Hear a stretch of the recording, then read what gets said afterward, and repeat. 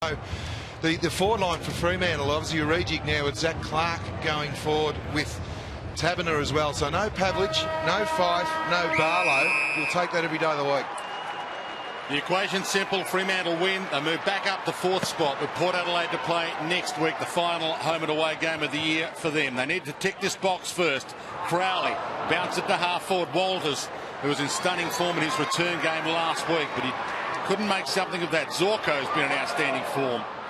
Martin, likewise, has been fantastic form this last 2 months. High. Stephen Martin. Zorko got one high. Yeah, off the ball. Okay, didn't get paid. Rockcliffe, who's headed for an All-Australian jumper, you would think. Patfull bounces it inside 50. Merritt starting forward. Josh Green, Brisbane. And Green's free. Stay out. Dynamic little forward as Josh Green gets involved. Yeah, Freeman on the lead. He should have honoured that. Gee, Rockcliffe off the ball by the ball as well. Freeman went high, couldn't bring it down. Gee, that was a little dangerous as well. Not in danger according to the umpire. Sandlands can just amble this through. Yeah, well, Tommy Rockcliffe put down off the ball. His last 7 games. Let's have a look here. The left to screen. No, nothing in that. No, nothing in that whatsoever. Took a dive? Yeah. Absolutely. His last 7 games, he's averaging 38 possessions, which is well and truly in front of everyone else in the competition. In fact, number 2 in that time is Piers Hanley with 31. So the top 2 in the Brownlow this year might not be able to win it. No, that's right. He's racking up plenty of votes, and they've won 3 of the last 4 games as well, so he'll be well and truly in those votes. High, Maguire, big fist down. Buick about to get there. Mundy got him well in the side. Perfect bump. Made it hard, made it hurt. Zorko flicks it up. Might get it back, Zorko. And Rockcliffe threw it out. Gardner goes back. Buick. Positive frame of mind at the moment, the Lions. Rockcliffe inboard nicely. Clark, Martin, jumped on. Somehow just dropped it on the deck, and now he's got it again.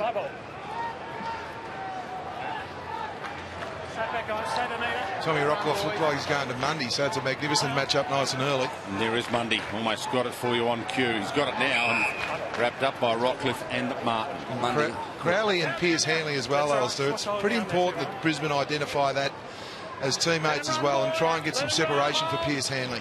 Said about Piers Hanley's average of 31 over the last 7. He's also averaging over 600 metres gained in those 7 games. The course of the season's 503, but just recent times he's been in huge form. There's a few that actually, because they kick it backwards so often, end up being in the negative. Yeah, well, he's all ahead. Mundy heads ahead. Pearce, good stop and prop. Kick smothered though, brilliant. Buick hassling. Pearce right with him still. Mundy caught. They're in this right now, Brisbane. Taylor a good tackle. Daniel Pearce on the left. Vision. Yeah. Ballantyne back in this week. So Ballantyne and Walters playing forward. No Pav. And just over Walters. Said that's a good grab, Harvard. Very good. Really, extremely well. She made that tough for his best. McStay. Gets there. Oh, that's a throw. Or did he palm that down volleyball style? Boar got it out. Ballantyne, little kick. Walters pounces, feeds it back. Pearce on that driving left post. He's playing his 200th game today, Daniel Pearce, as you said, Dwayne. So he'd be keen. He'd have a lot of friends and family up here. Good strong tackle there from Ballantyne. Ribs were open. Justin Clark. Well, this is danger signs here. Buick caught. Hill unselfish. Gives to Ballantyne, and Ballantyne's back. Well, I'm pretty sure it was Ryan Harwood there, Alistair. Yeah. He had a kick a minute earlier, and then when you're kicking out from fullback and you duff it along the ground, it's basically impossible to defend. And we're looking forward to seeing. Just have a look at the kick here. It just didn't get the trip. It just. I'm not sure what the option was after he did mark the ball, but well, that's the thing. Even if it was a good kick, there was no real advantage. Back to old school, would have thought. Long and wide, just get it out of the space. Especially when you've turned one over a minute earlier. Yeah. Ballantyne, as we often see. Pretty steamy conditions down there early on. Alistair had a lot of rain in Brisbane yesterday. Over the last 48 hours there's been a lot of rain, so yeah, just as the sun has come out, it's certainly steamed the conditions up. Hill, the clearance, another knock on from Walters. Patfull just got it away. Harwood McStay falls. Subin keeps his feet to Walters. Short, wasn't 15, was 15 to Main. It was in for his second slip. It was a beautiful grab. If it was 15, it was just over, but Chris Main's going back. So it's important for him without his skipper and the #1 forward for Fremantle, tall forward, power forward, to go back and kick this truly. I think we saw a return to form last week. He worked extremely hard against the Hawks. Didn't kick a goal, but 13 disposals, 6 tackles. And that's what he has ahead of him. To make it 2-0 to start this. And you're right, Alistair. He's got his mojo back.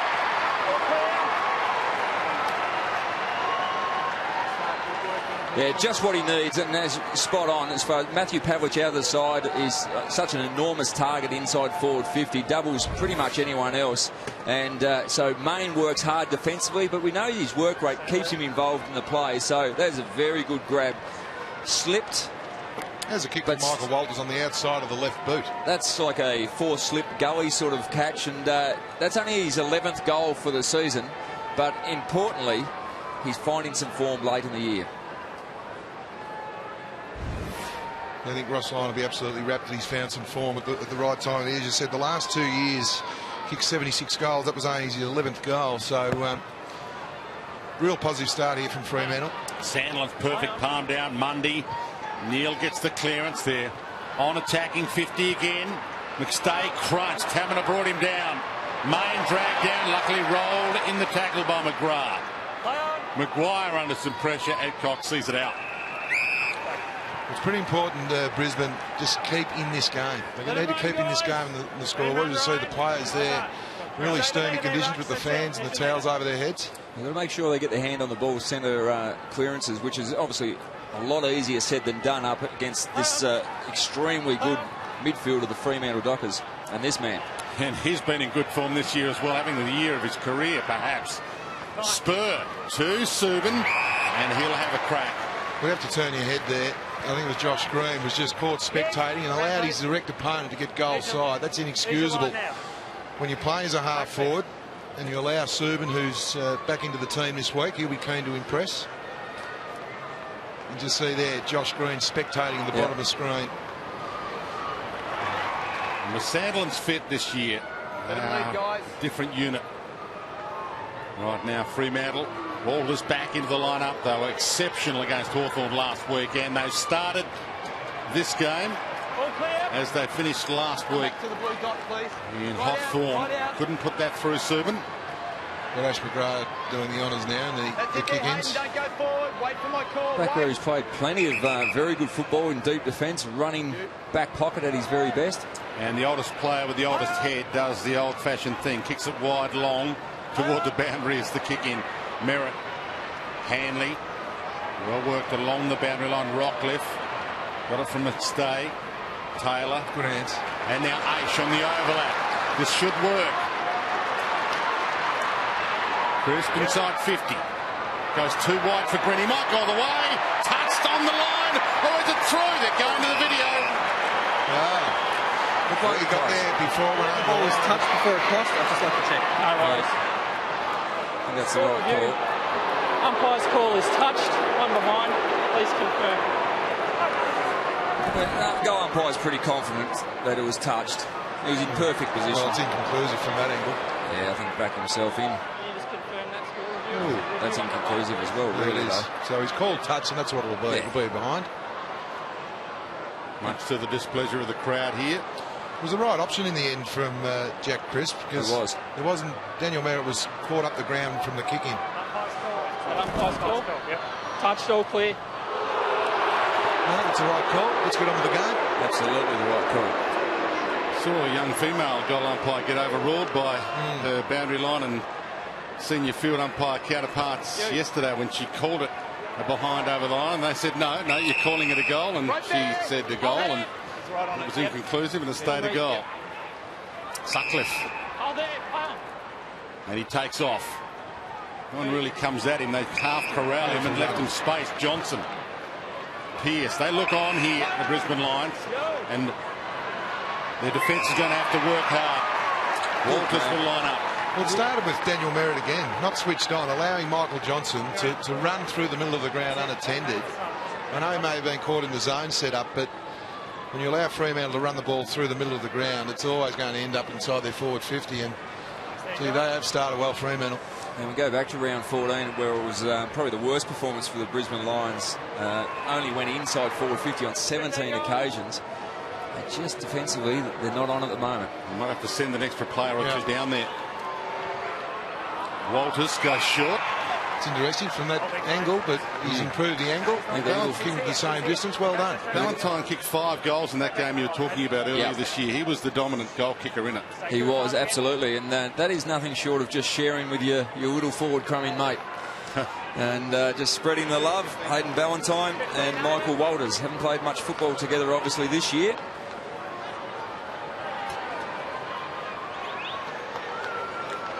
For their third, and for his second, never in doubt.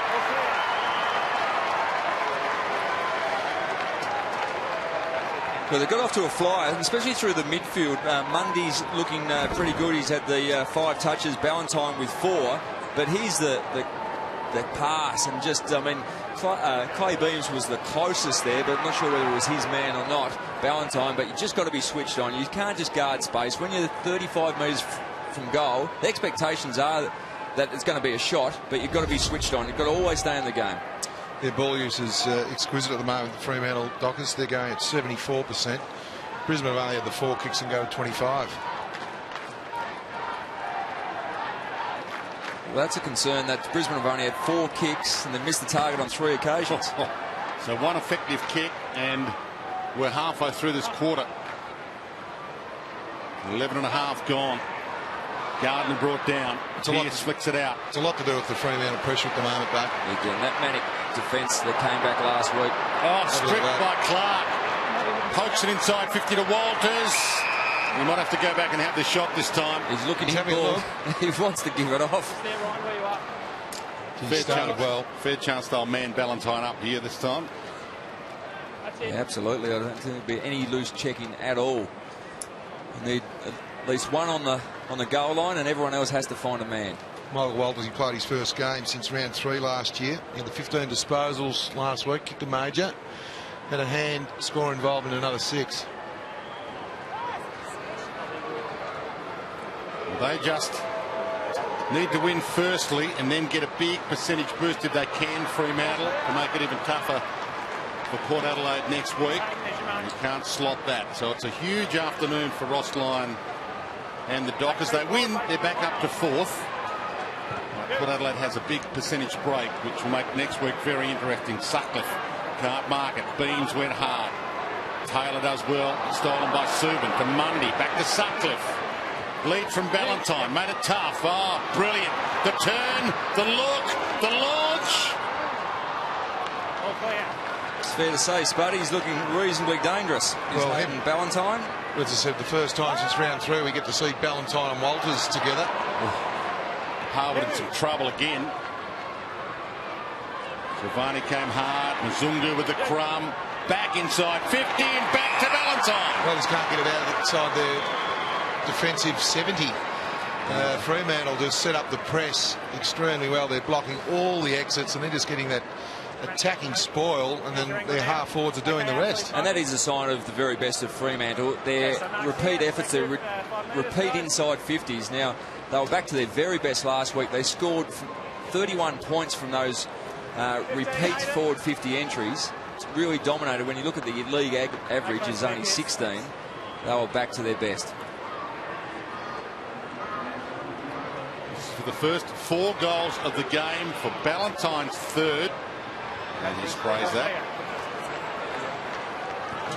Doesn't want to get his PB, as you said, Dwayne, for this year. Well on the way. 2 goals, 2 already. 5 goals in round 14. We're just halfway through the first quarter. And the last game he played was against the Cats. Only kicked 1 goal in that game. And he's already got 2. And if you've joined us late, Matthew Pavlich, a late withdrawal for Fremantle. In fact, Alistair Lynch and Danny Frawley were downstairs, and you were unaware of it until when? Until Ross Lyon walked into us a minute past 1. We saw Matthew Pavlich warm up on his own, and then he ran down the race, and obviously Matty de Boer was warming up 30 minutes before the game, so they're obviously, he was in a little bit of a doubt, but they've taken no risk, obviously, with the finals only 2 weeks away. It looked like a heavily strapped hamstring or quad. So he actually came out of the race to go through the banner, then turned around and went back. Yeah. So would he be in doubt for next week as well? Well, I think you'd be taking an extremely conservative view at this stage. So I would think this is a spasm that's just conservatively been left out. We've had a lot of late, though, haven't we? Absolutely. A lot of teams late withdrawals. Nzunga got one high. Play on, said the umpire. Crozier tried to slip it out. Play on. Rockcliffe somehow got it through a gap. Close came down. Taylor, McGrath, Gardner. Walters pushed off it, didn't have it, and got one too high as well. The umpire let roll. McGrath, stolen by Nzunga, runs inside 50, and Brisbane are lucky to be this close. Well, they've got to be careful, Freo, because they were in a similar position with Hawthorn last week, where Hawthorn kicked 4 goals, 7 and dominated the first quarter, and that allowed Freo to get back in the game. So they've got to make sure they take their chances here, but certainly at this stage they're dominating play. So they're 3 goals 6 right now. They could well be 6 goals 3. Patfull plays on to Merritt, who's playing forward. That's why the defence probably needs some help. A couple of dance steps from him, back to Patfull. Positive movement. Harwood probably owes them one.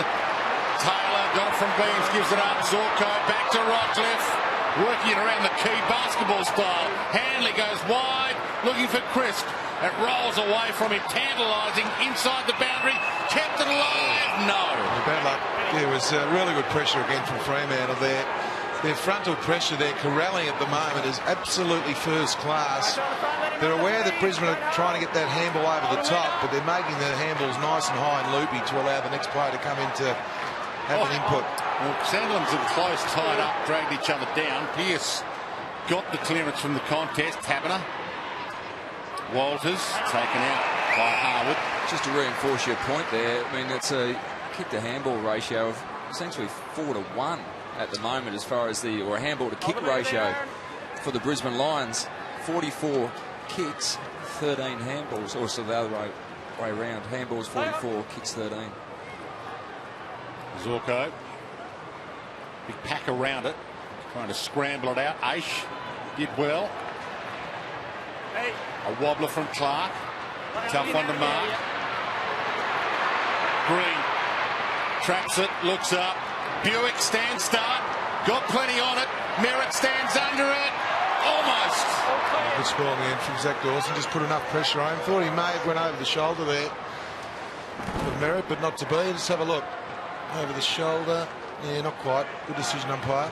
The real concern now, though, is the clearances. 8-1 in Fremantle's favour.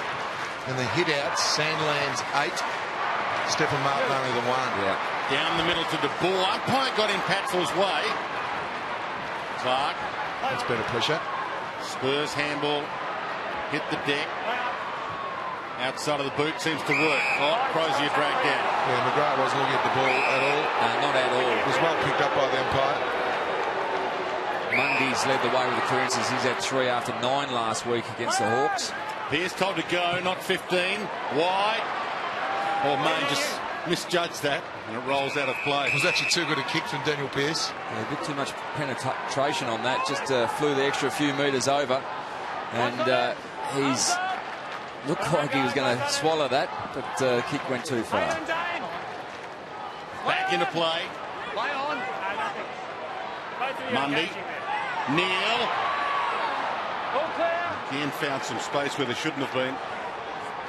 Stephen Hill and Dane Zorko, a little bit happening off the ball. Both players went to ground. Stephen Martin gets there. This is where Stephen Martin's got to rack up a bit of the ball, and he's got to go again to get the ball again across half forward to really stretch Clark and Sandlands. Crisp. They've taken the time on in this opening term, and they turn it over again, still haven't got a goal. Well, that was the kick to Stephen Martin. He'd worked hard to get there. They just butchered the pass. And this can't defend some of those kicks either. That's why one of these teams are 15th and the other one's 5th, looking for 4th. McGrath shepherds illegally on Crozier. It's another free kick. He allowed to bump, but when the ball was within 5 metres, that was a good 20 metres away from the contest before he initiated contact.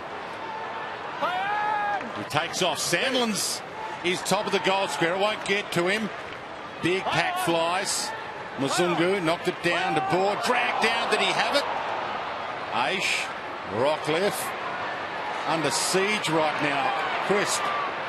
Rockcliffe. Working the boundary. Buick back to Crest. Back to Aish. Again. Use of the handball. Dominant. Pressure extremely good from Freo. And Green tried to keep that alive. It did go out. Big difference between 4th and 5th for Fremantle. They get 4th. They've got a double chance. And it's a lot easier to attack the flag from 4th. If they finish 5th, they could end up playing the West Coast Eagles first final in a derby. Big derby. I don't think they'd want that. No, maybe they would. And they certainly don't want to finish 5th. They do finish 5th. They might want to play West Coast. Harwood goes long with a bomb. Freeman got there. Couldn't quite trap it. Still alive for Freeman. Trickles away. Just couldn't quite make up the extra metres to get there. See Rockcliffe and Crisp having a chat on the boundary line. John Freeman just went through the arms. Missed that one.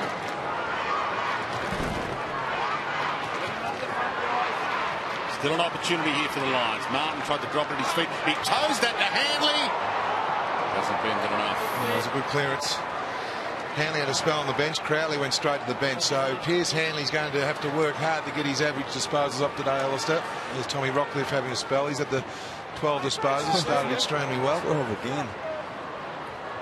Patfull knocks it down. Clark attacks it. Martin went with him. Patfull. Adcock. Nearly caught. Just got it away in time. Aish against the traffic. Ugly handball. Hanley mops it up. Gone. Slung, got it to Harwood, ducked out of one. McGrath, Green, up, front spot though, Hill. Yeah, well done, getting back into a real dangerous spot. Their zoning pressure at the moment is just too much for Brisbane at the minute. They're overusing the handball. They've got numbers out here too. They'll run this coast to coast. So from the wing, Tabernet looks up. Pearce wants it over the top. Wyatt tangles with him, that was always on. There was a speed factor there. Maguire was worried that Daniel Pearce was going to turn him, and the umpires are officiating really well. If the free kicks are there, they're paying them. I tell you what, it's probably better off giving a free kick on the 50-metre arc than letting him get it away from you inside 50. Just thought you're not going anywhere. Well, you can really be embarrassed if he simply runs away from you, bouncing towards goal and puts it through. But this is well within Daniel Pearce's repertoire. A long bomb on the left from on the paint. Coming back. Going to get the trip. And marked on the line by Clark. Matt Maguire will be thinking that was a reasonable investment there, that free kick from 50. I'll catch that. Yeah, tumbler. And Crisp almost did. Buick off hands, it works. Lewis Taylor. Inboard. Zorko. Aish. Zorko. Oh, didn't spend it wisely there. Aish gets it back again. Now Adcock. Short pass is on. Freeman, good fist. Daniel Pearce working both ends. Crozier. Back to Pearce. Heading for Walters. Well, that Shepherd looked a little better, but it's still illegal. Yeah, I'm not sure about that one. I thought that one's Clown's the call for mine on that one. With you, Scott. Yeah. Wasn't a lot in it. Ballantyne to Taberner. Taberner showed some signs last week as well and got off to a reasonable start today. Just finding the space. Mind you, there hasn't been a lot of pressure out of the Brisbane Lions forward line when the defenders are running through with the ball.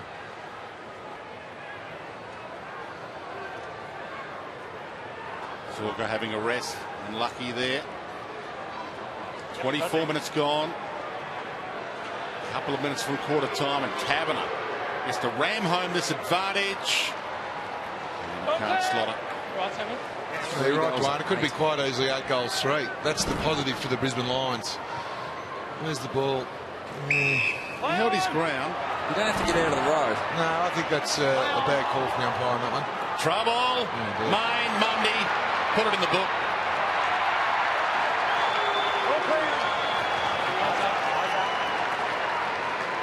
Well, it's just this suffocating defence that Freo are putting every Brisbane Lions player under extreme pressure, and to kick 2 goals already from kick-ins, and just here, he wasn't watching. Wasn't even Justin watching, Clark. and Stephen Martin's fault in the end, because he had the ball, he had to take ownership of it. Justin Clark, yes, you can say he wasn't looking at the ball, but you need a call from your teammate at least, and they've now kicked the 2 goals from the kick-ins, which is really hard to defend against. There's no doubt the man with the ball has to take responsibility, but Justin Clark, you should never take your eye off the ball, especially when you're running past only 5 metres from it. So both players at fault. You don't want it to be a hot potato either, though, but the kick-ins, it's disappointing. You normally get 1 goal maybe kicked against you, but not 2 already. Taberner back to Mundy, back to Taberner, and back inside 50 to Walters. Got the fly. McStay. Buick. 2 minutes to kick a goal. Can they actually get one before quarter time, the Lions? Give themselves some hope, some confidence going in. Last time they were here, they were smashed by a record margin. The biggest margin ever at the Gabba.